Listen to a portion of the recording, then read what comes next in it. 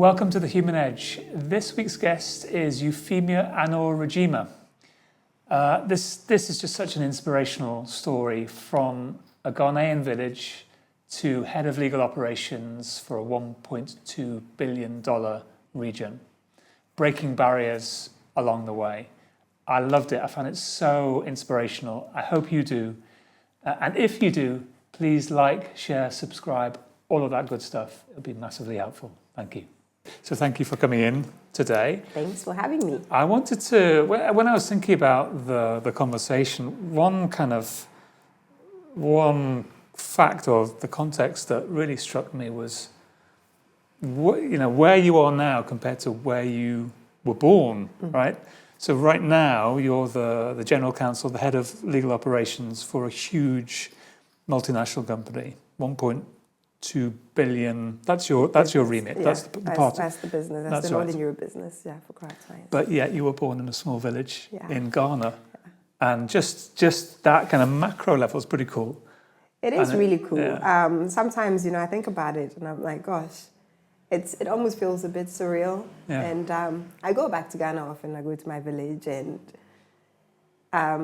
the last time I was there was with my husband, actually, who obviously met me in South Africa and did not know that I was born in the small little village. Yeah. And we were there just before we got married, so he wasn't my husband yet. The first time I took him, and I was showing him around. I was like, this is the house I was born in, and it's like this compound house where my grandmother and her sisters and they all lived there. It's a big compound house with many rooms and one bathroom and a kitchen and a big central area where people just sit and chat. Yeah. And he'd never seen anything like that, so he was so taken aback. And it's this is where I came from. Yeah, that's incredible. The kind of the mentality, if I can put it like that, of people growing up in your village, what was that like? Was it to kind of just stay in the village and be happy, or were people often looking outside and thinking, what else is there in the world? I think when we think about village life, especially village life in Africa, the picture we get is everyone is quite poor. And now when I look back with that lens, of course, everyone was poor, even us. But in that setting, you get the poor. They are poor within the poor. And then you get the middle class within the poor. Really? And then you get the rich. Yeah.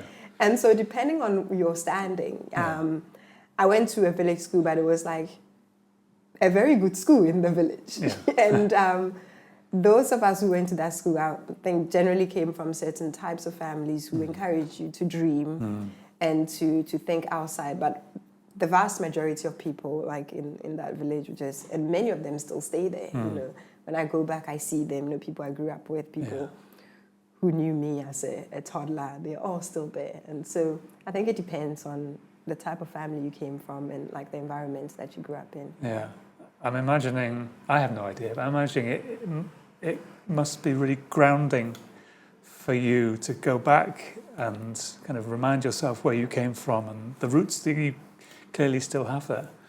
It's extremely grounding, and I think the one thing that it always, for me, it always brings up is I have classmates from when I was in primary school who are still there. Some of them very smart, and they haven't been able to really reach the potential that they had. And it stands out to me that I wasn't smarter than them necessarily, but the one thing that I had that they didn't have is just opportunities. Yeah. Right. And that's what always stands out to me. And I'm just so grateful for all the opportunities that I had. And it's really it grounds me that I could be, there's nothing special about me. This person was really smart. We sat in class together, and they just did not receive the same opportunities that I received. And that's just the difference. Yeah. What form did those opportunities take? So I have my mother's brother.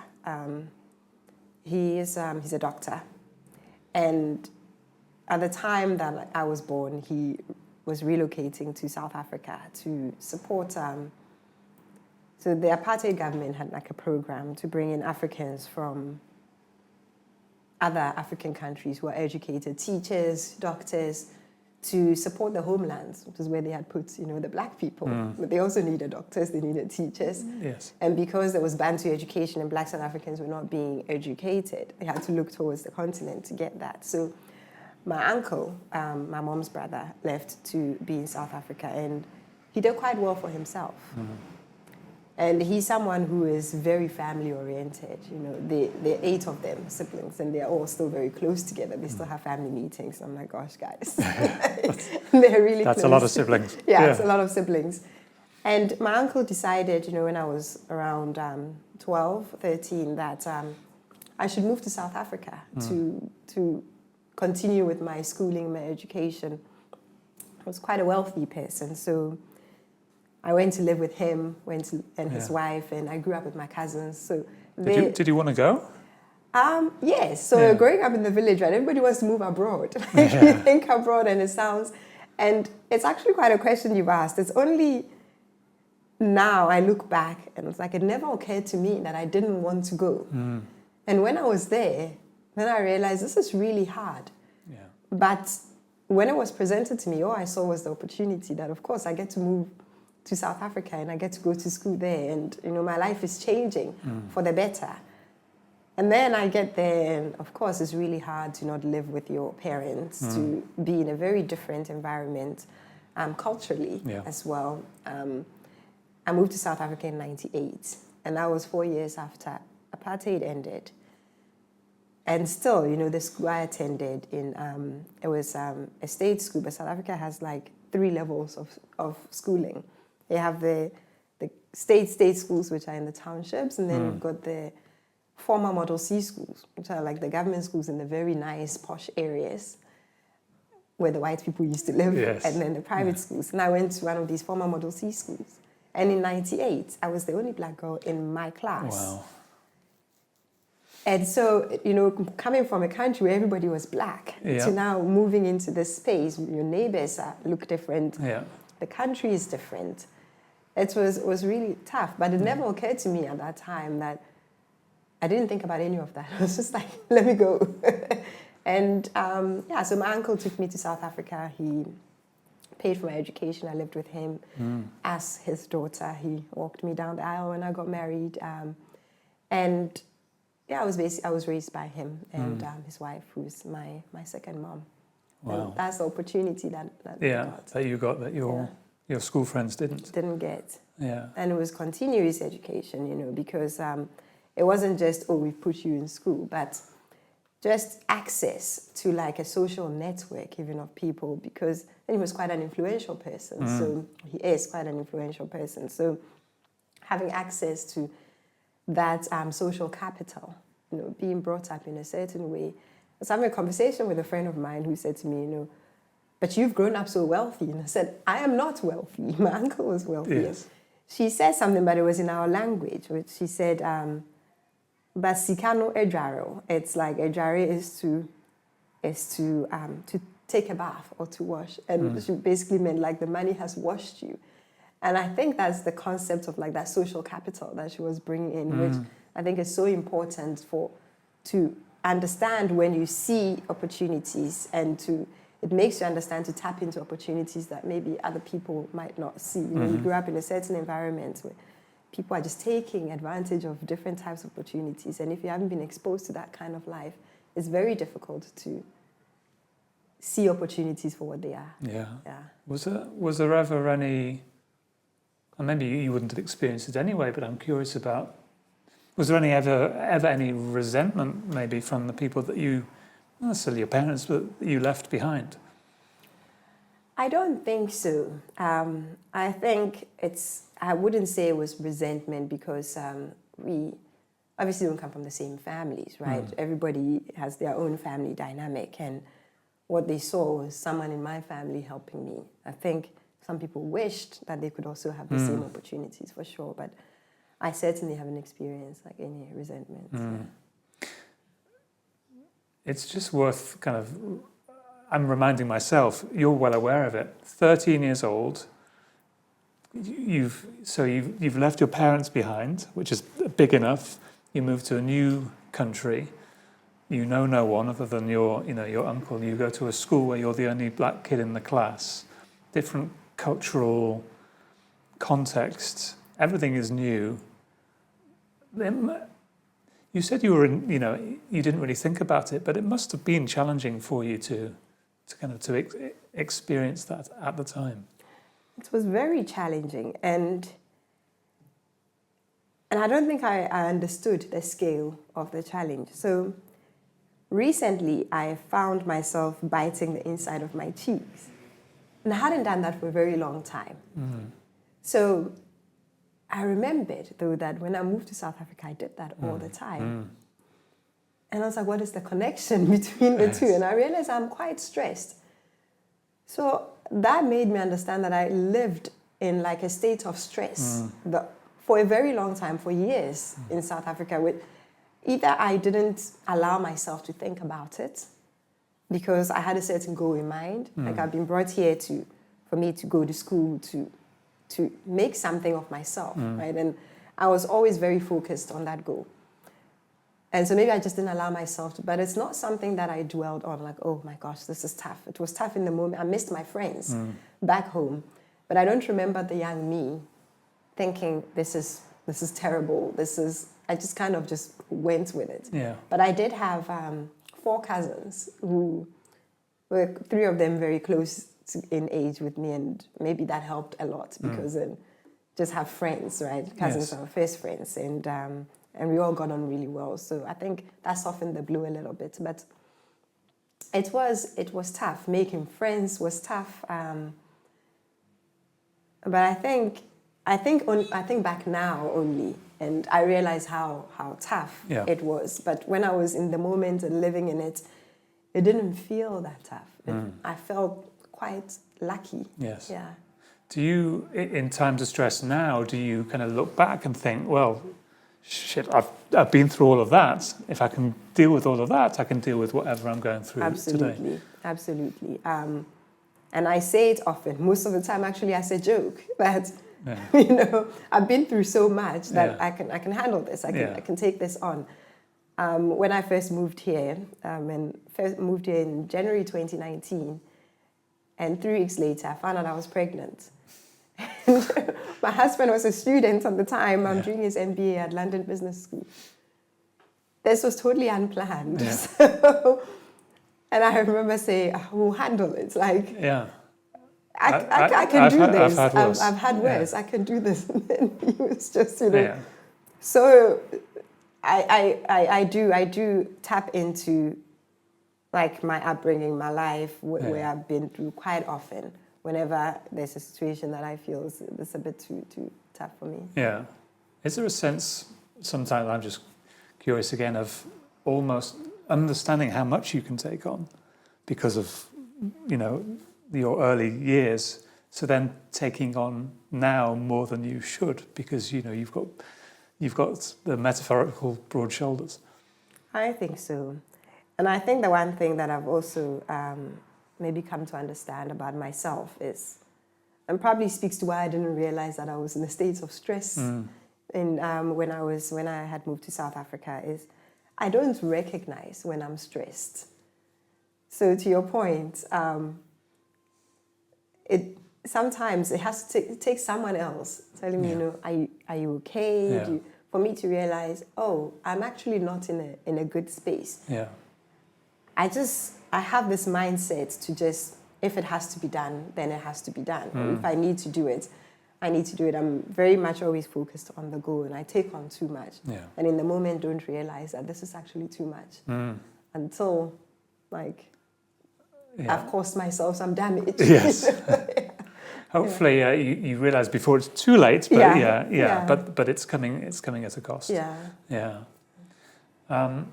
You said when you got to South Africa, you were very single-minded about what you wanted to achieve. Other than kind of getting a great education, did you have an idea at the time, 13, 14, what it was that you wanted to do? I was going to be a doctor. Oh, were you? Okay. I was going to be a doctor, and because my uncle is a doctor and his wife is a doctor, and his wife actually, my my aunt, was, I think, my first girl power inspiration. Yeah. She had 4 children, and she was just like killing it. You know, she Yeah. was a doctor. She just seemed to make it so easy. Yeah. I joined, so now she had 5 kids, and she Yeah. was just rolling with it. Yeah. And, you know, and I was on track to become a doctor. But in high school,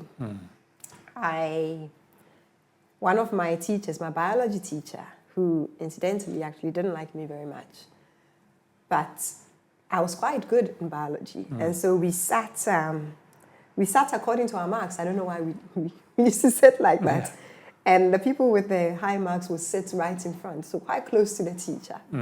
And I would always sit very close to her, and she would just like give me this glare. And one day she said to me, you know, you should become a lawyer. Maybe that's why she didn't like you. You were, yeah. I was quiet, and I've always were been you questioning, and I've always been like that, Yeah. even like as a very young child. Even growing up in Ghana, in the Yeah. village, my mother tells me stories I don't remember Yeah. about me questioning a lot of things when I was quite young, like Yeah. quite early on. And Yeah. surprisingly, it was nurtured. But Yes.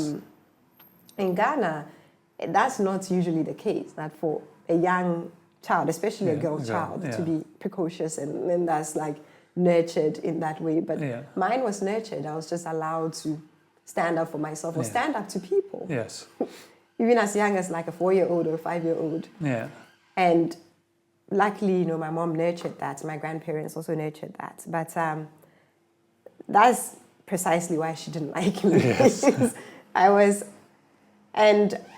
was young, so Yeah. I wasn't just questioning. I was a bit problematic. I didn't really know when to stop. And she's just like, no, you need to become a lawyer. I didn't give it much thought.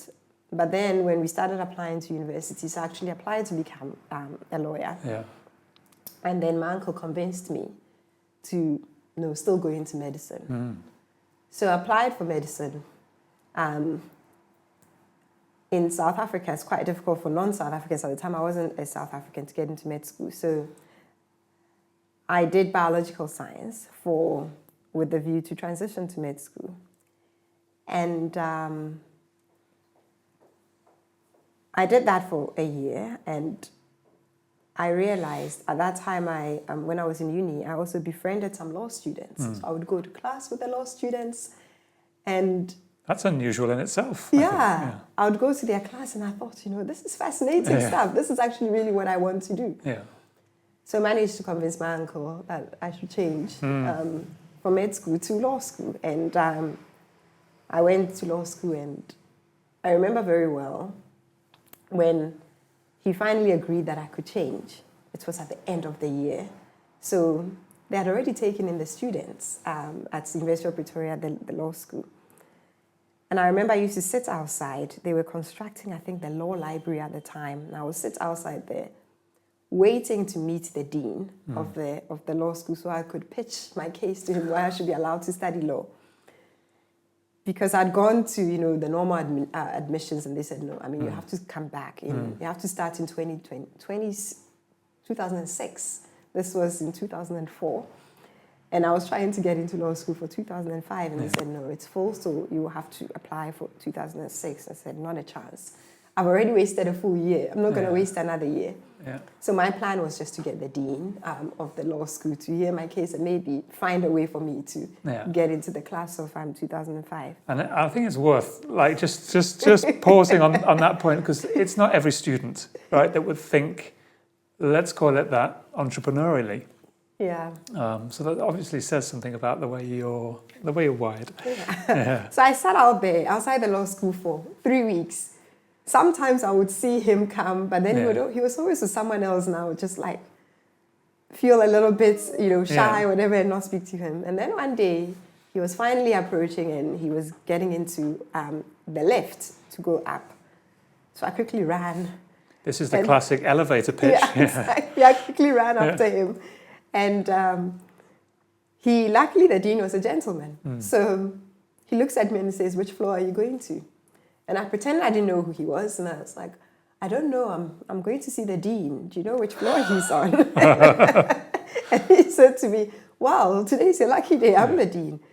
So I had all my, my high school certificates, everything on me, I had my pitch ready, and I said, I really want to be a lawyer. I've been doing, this course for some time because that's what my family wanted me to do, but I really want to be a lawyer. They finally agreed that I can change, and apparently it's full, and I can only start in 2006. 2006, I can't do that. Because I've already wasted a year. So please find a way for me. And he just looked at me and said, okay, let me see your certificate. And looked at it. I don't know what he was looking for. Yeah.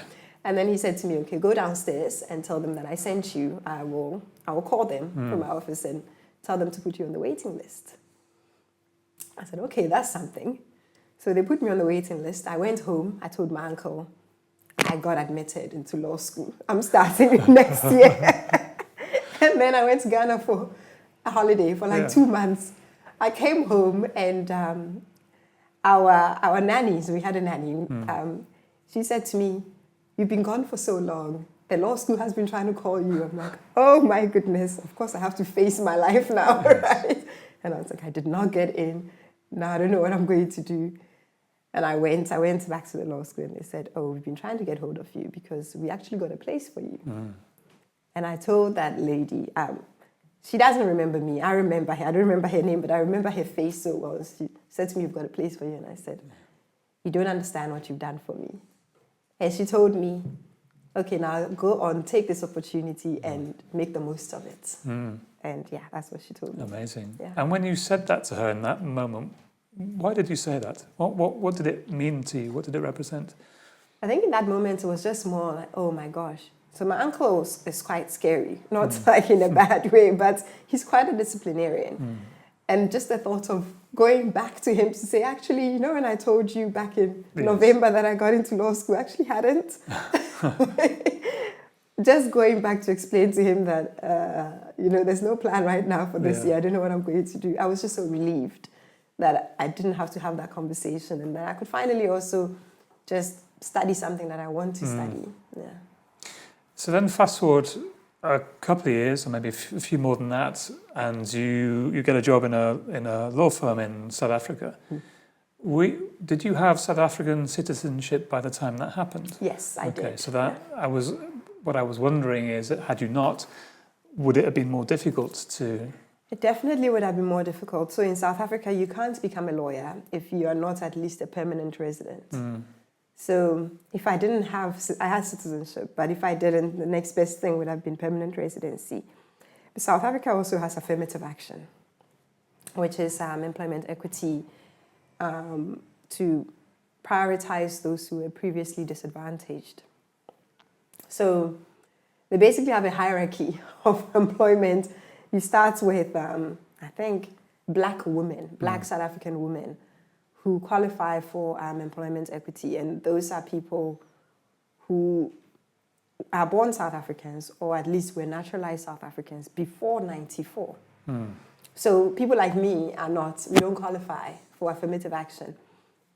But, so there's a hierarchy. It starts with them, the most priority, and then it goes to black men, and then all the way up to... So you're even less of a priority than a black South African woman. Yeah. And I'm less of a priority than a white man.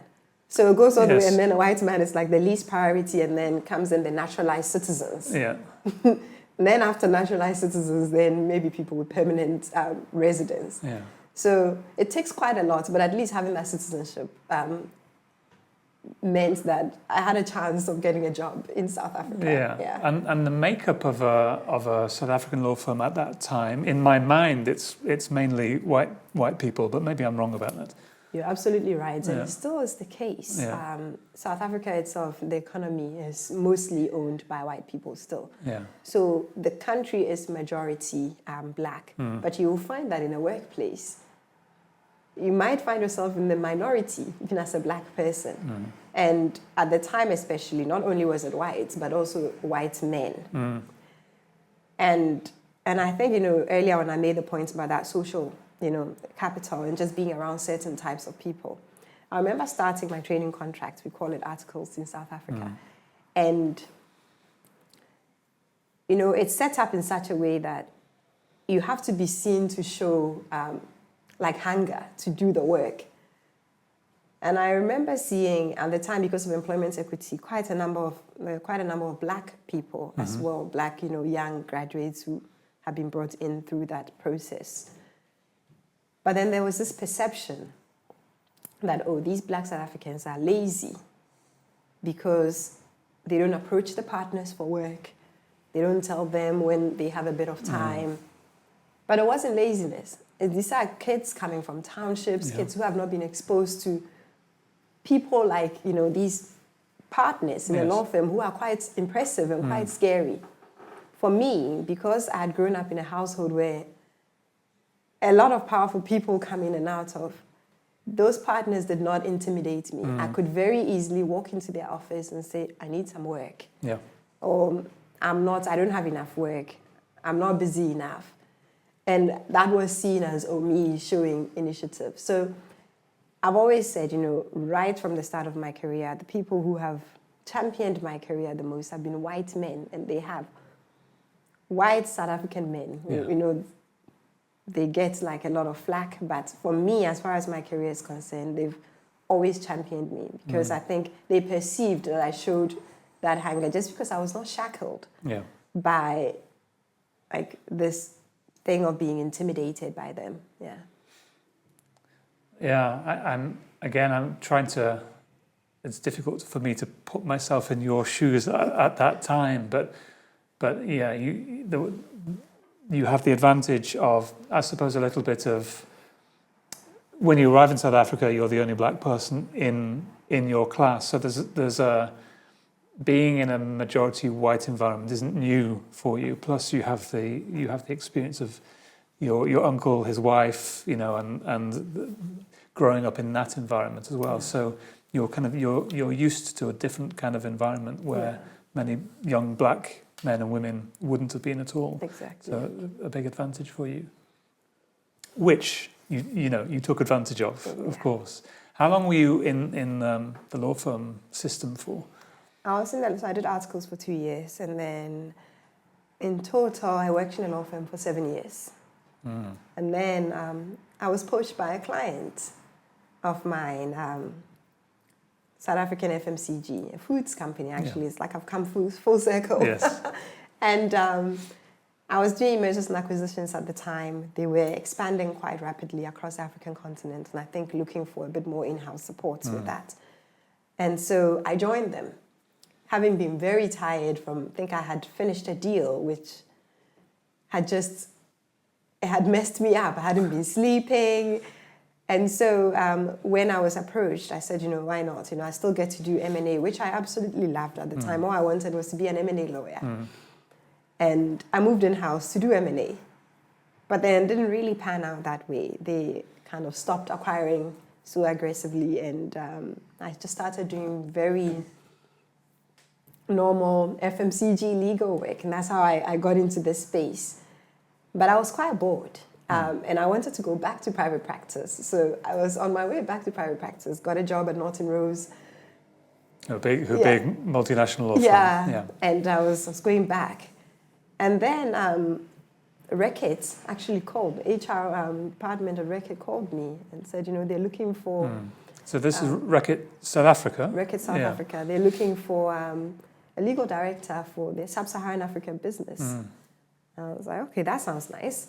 So I went for the interview, everything, and it took them quite a while to recruit me.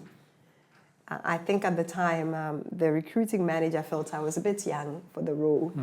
He kept on emphasizing the fact that it's a very aggressive environment. So he's looking for an older man, basically. Yeah.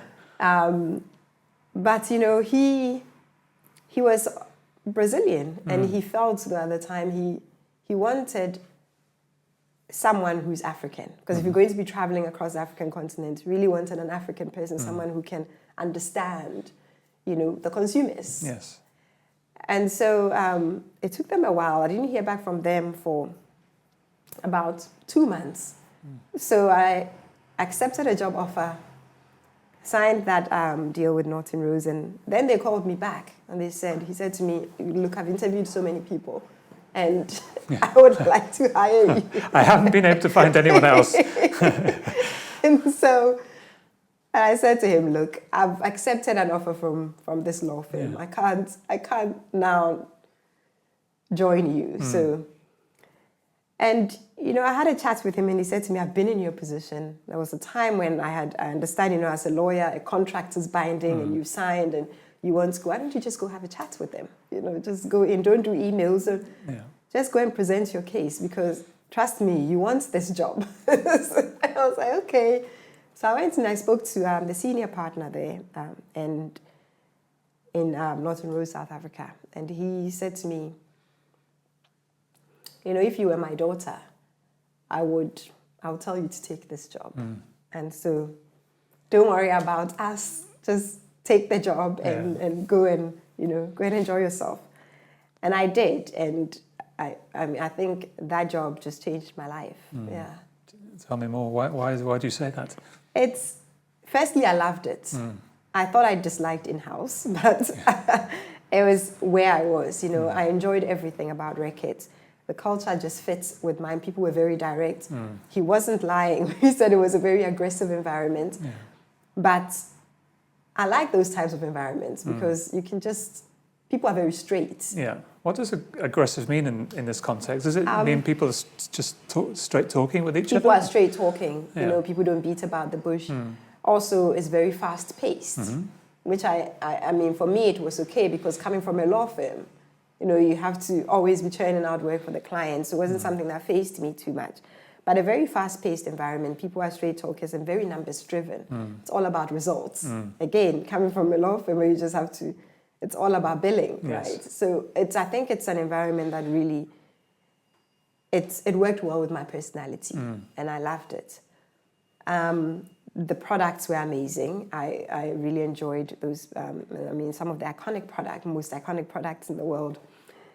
Well, let's give Reckitt its due and tell the audience a little bit about who they are. So what kind of products are you talking about? So Reckitt makes products like Dettol, Nurofen, Gaviscon, Strepsils, Durex. These are all very iconic brands. Very iconic brands. Yeah, Dettol, Donald Trump, etc. Maybe we'll steer clear of that. We'll steer clear of that. Yeah, exactly that. Right. But, and so when I started the role, I just had no idea that, it would take me to the UK. And so how did that happen then?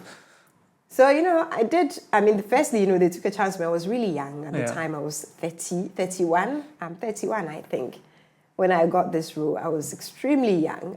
And they really trusted me with a very important region. And then somewhere along the line, I got married. And my husband... You sound like that was a surprise to you. It was a surprise he proposed. No, I'm kidding. But we had been together for quite some time. And, he had been talking about going to do an MBA for quite some time. And he decided he either wanted to go to MIT or London Business School.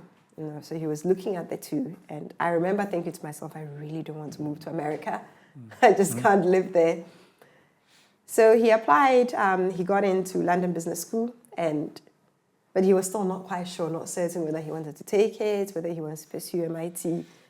And the decision was kind of made for him. Like he got a scholarship then at London Business School. Like, okay, we're going there. Yes.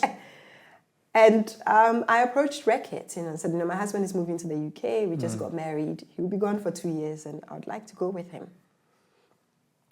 And, one of the divisional general counsels there at the time, a gentleman called Jeff Wa, I hadn't worked with him personally before, but he was in the legal team as well. But he hadn't been my direct manager.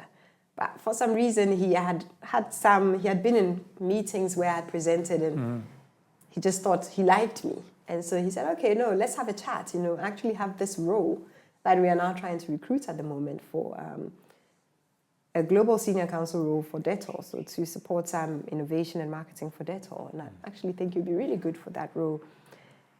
And I said to myself, gosh, I'm going from a whole legal director to stepping back into a senior counsel role. Yeah. I'm not so sure it's right for me. And he said to me, I think this is just the role that you need to actually, it will supplement your experience for your next step. So, okay, why not? You know, at least I get to be with my husband. And so I took the role, and he was absolutely correct. Came in, working on Dettol was amazing. Firstly, people are very talented. But then also the pandemic happened. And all of a sudden, you know, Dettol was the most important brand at Ricketts. Yeah. And myself and the Dettol team were, I mean, we achieved like dizzying heights. You know, the brand grew so much. And then through that, then culminated with me getting promoted. On my second maternity leave, I was actually on maternity leave when I was promoted to lead the team that I was part of. And so when I say, you know, that job changed my life, like it brought me to the UK. Yeah.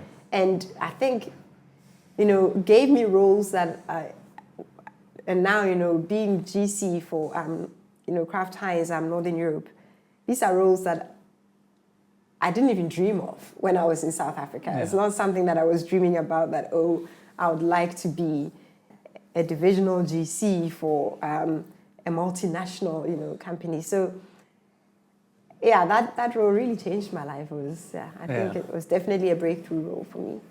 Yeah. It's worth pointing out. Again, you're well aware of it, but for the audience. So you moved to the UK. Not long after that, you fall pregnant. The pandemic happens. you have a new role. Yeah. New baby.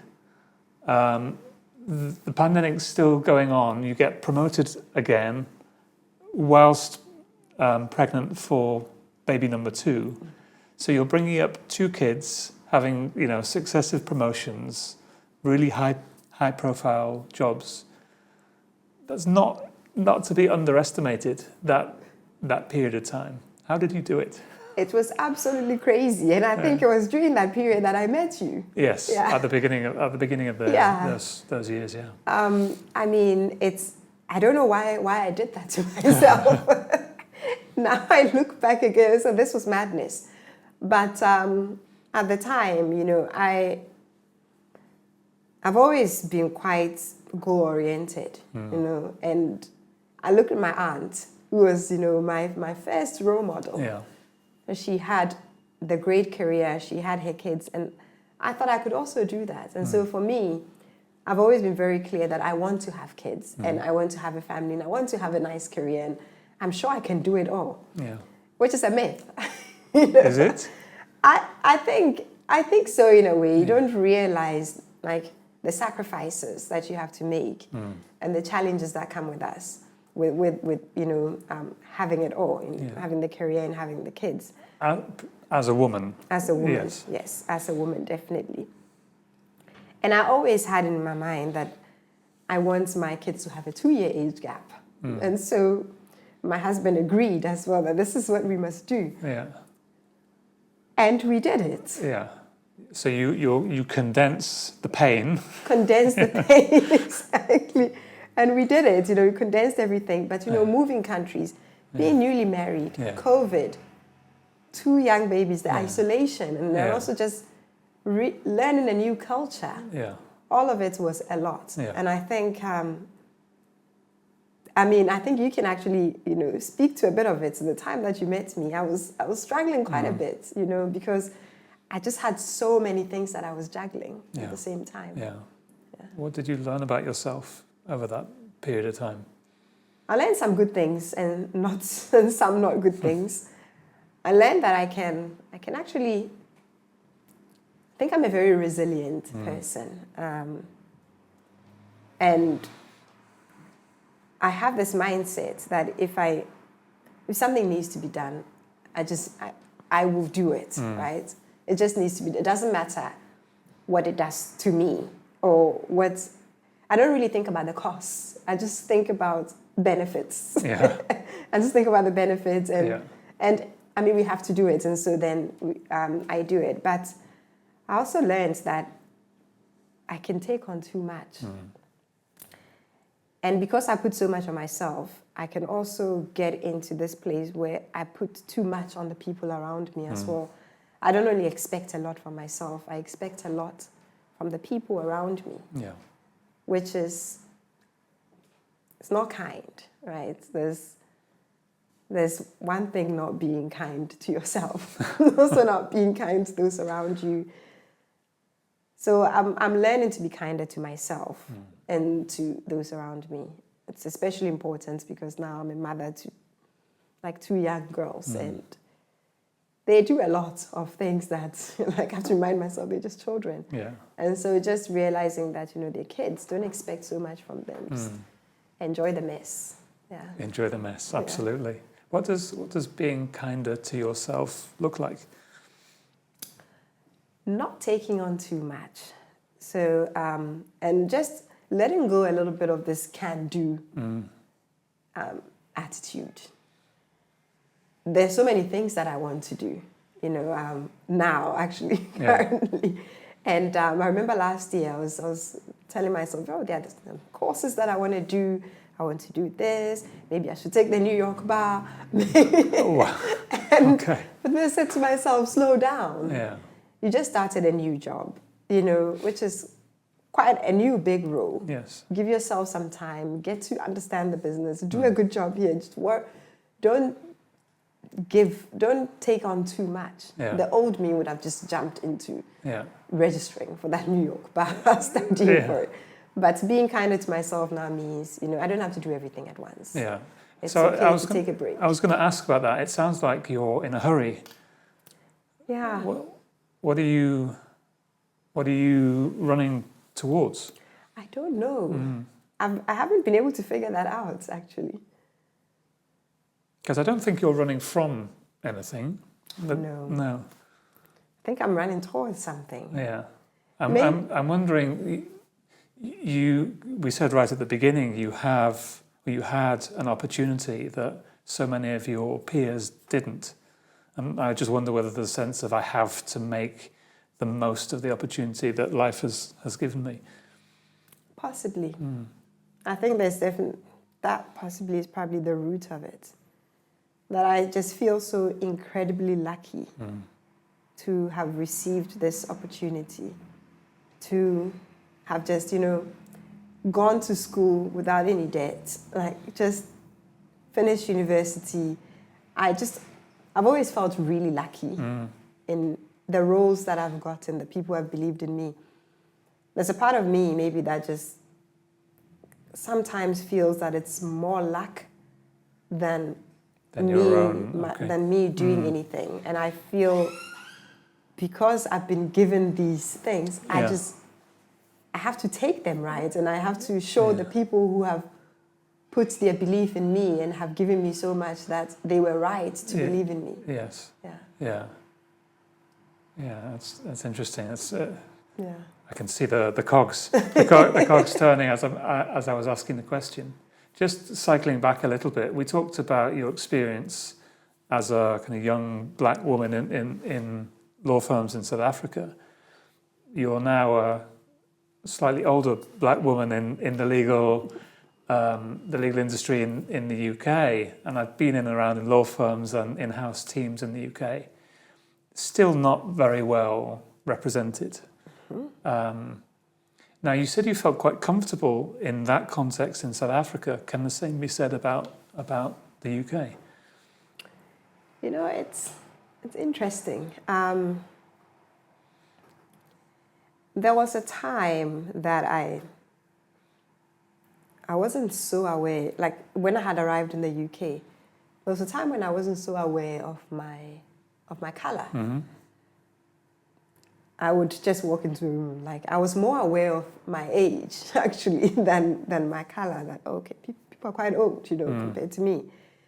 But that kind of changed maybe a couple of years ago, and I don't know what happened. I can't really pinpoint at like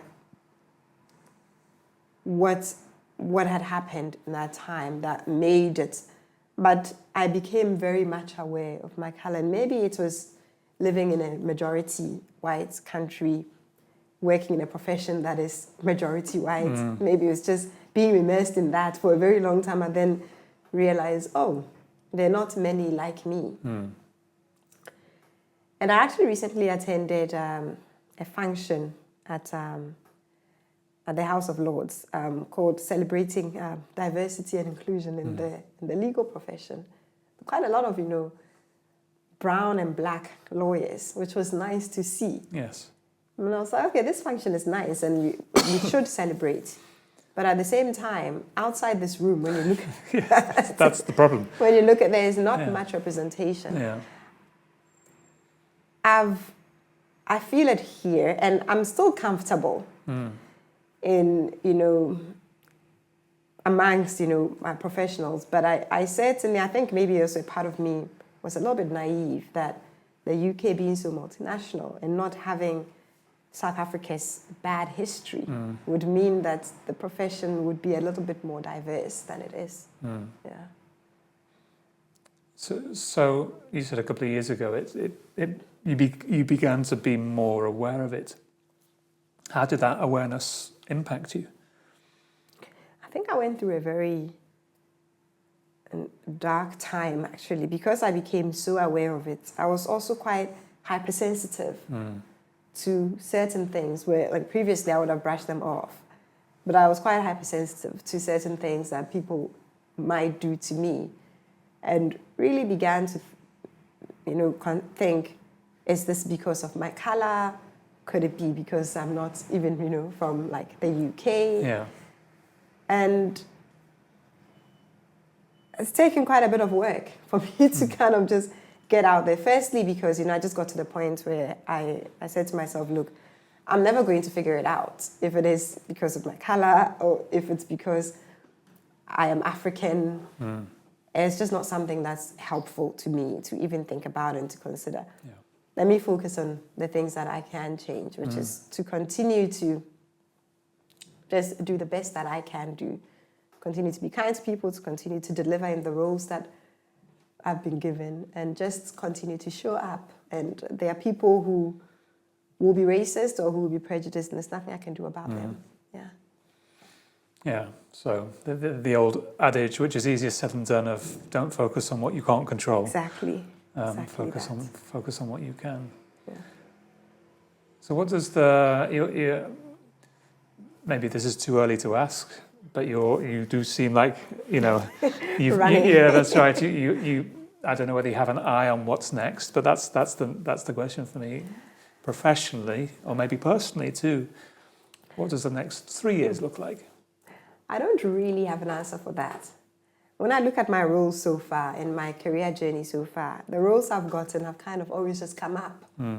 I haven't really chased those roles. I've chased progression, but not the roles that I've gotten. And so I've reached the stage where I'm thinking, let me just trust the system and the process. And I mean, the ultimate goal will be to be GC for a global GC, right, for a multinational at some point, maybe in the next 10 years. Or maybe 5. that's more like it. Maybe 5. But for now, I am really trying to enjoy the moment, enjoy the role that I have, and focus on delivering in that role. Is there a part of you that sees yourself as a role model for other women, other black people? I would like to think I'm a role model for my daughters. I wouldn't, and of course, being a black woman in my role, it's like you're an accidental role model, which is, it can sometimes be very hard. Sometimes you just want to be Euphemia, right? Yes. You just want to be a mom. I don't want to be like this, trailblazer person or someone that people then look up to and say, oh, I can do it if, But I know that there are some people who look up to me like that. And it also adds to the pressure. Maybe, you ask the question, what are you chasing? It could be all of that, right? That I've got this pressure of people looking up to you as well. And so you just need to show them that the sky really is the limit. Yes. You can just do whatever you want to do. I don't like to put that on myself anymore. I think if people hear my story and they're inspired by it, that's great.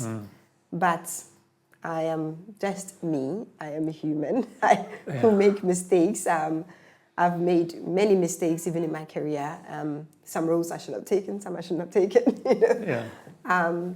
But yeah, I think that role model space is so loaded and it's so charged, especially as a Black woman, because you can't explain everything. You can't explain. There are certain parts of the journey that you can't explain, and a lot of people reach out and say, how did you get here? How did you do this? Or is there a formula? And there's actually really no, to me at least, there's no formula apart from seeing opportunities and taking them and just making the most of them. Yeah.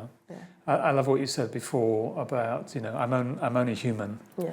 And that's one of the reasons that I created this podcast, which was to have conversations with successful people who demonstrate to me and to themselves and to people listening and watching that successful people are no different to anybody else. Equally human, with the same insecurities, making the same mistakes as everybody else. And so we tend to put people who are successful on a pedestal and think they're different to us, but they're just the same. They have their own stories. So the podcast is called The Human Edge, right? And the edge bit is for me represents kind of the insecurities that we have about ourselves, the things that make us uncomfortable. What are those things for you? I think for me, my biggest insecurity is,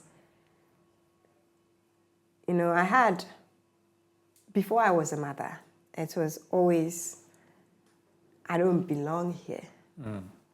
I don't think... Here, where's here? Here, UK? Here, even in South Africa, like in the spaces that I occupied.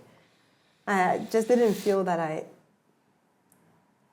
it's almost like I have the audacity to exist in spaces that people like me shouldn't exist in, or to dream certain dreams. There are lots of people who will tell you, why don't you just do this? You tell them about your dreams, and I've experienced that a lot. Like, just become this, or just go and work at this small law firm. Why are you targeting the big ones? Why are you applying to those law firms? And so I always just had this sense of, always felt maybe I might be shooting too high, like just above where I should be targeting. And I just, before you go on, is that because of a societal conditioning, or maybe a combination of your own innate insecurities, like the human insecurities, plus what society's told people that maybe look like you over the years? I think it's both, right? But maybe a bit more society. I grew up in a wealthy household, even though I am not rich. Like it wasn't my parents who were rich, and there were some people who like to remind me of that this wealth is not your wealth. Yes. And I think there's kind of started from there, that I'm in this space that I shouldn't be in. And then, as a human, you get into certain roles, or you get into certain places and you're the only one who looks like you, you're younger than most people. You then really just, that sort of, I think, just kind of gives credence to the fact that, absolutely, you should not be here.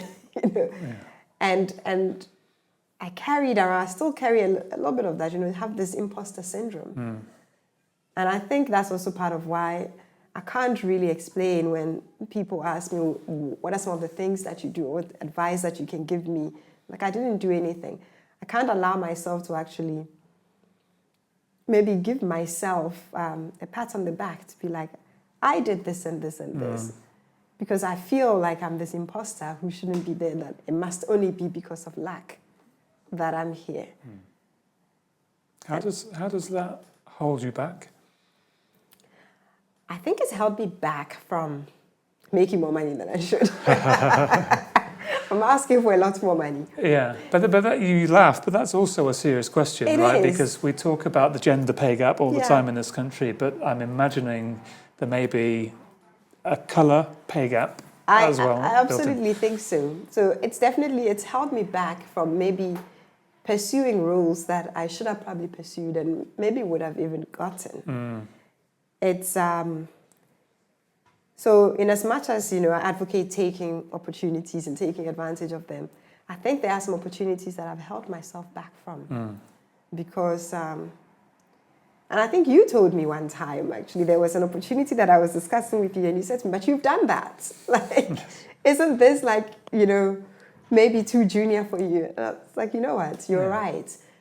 So that's definitely been, and I've tried to work through that to really tell myself that I've worked hard for the roles that I've gotten. I've worked hard for even in my personal life, right? For the marriage that I have, I've worked hard at that, trying to make myself a better person, a more understanding spouse.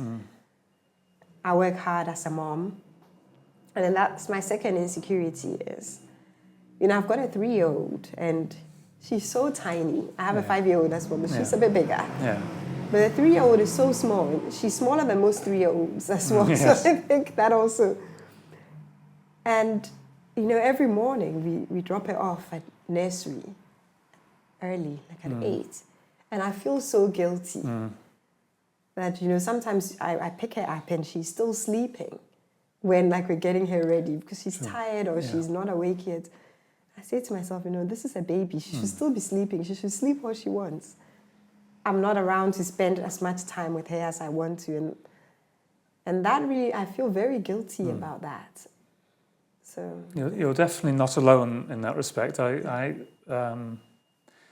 had a conversation with somebody before Christmas for the podcast, and she talked about how she had a very high-powered job in New York, had 1 or 2 children at that point, maybe another one on the way, and she worked a hell of a lot because she had to. That was part of it was required by the job. Yeah. But she felt incredible guilt. And I'm pretty sure there are millions of working women, here and all around the world that can attest to that feeling of guilt. Yeah. And they don't care, right? Children don't care. My oldest, she said to me the other day, "Oh, you're not at work." I said, "No, today I'm on holiday, so we can spend some time together." And she said, "You're always working." I said, "Yeah, I have to work so that you can go to school, so that we can have a house to live in." And she said, "I don't want you to work. I just want to be with you all the time." That's all our kids want from us is our time. I remember having those thoughts about my dad. He was a barrister, very successful. And we have a fantastic relationship now. But the thought that I often had growing up is like, I wish Dad was. He was always in the study working. Like, I wish he was around a bit more. Yeah, they don't care about any of the fancy stuff. No. Yeah. No, they don't. Well, listen, I feel like I want to have you back on the podcast in another 2 or 3 years to continue the journey with you. You may not consider yourself to be a role model, but I think your story is really inspiring for me and for many, many others. So thanks for coming in and sharing it with me. And thanks for having me. I've enjoyed this.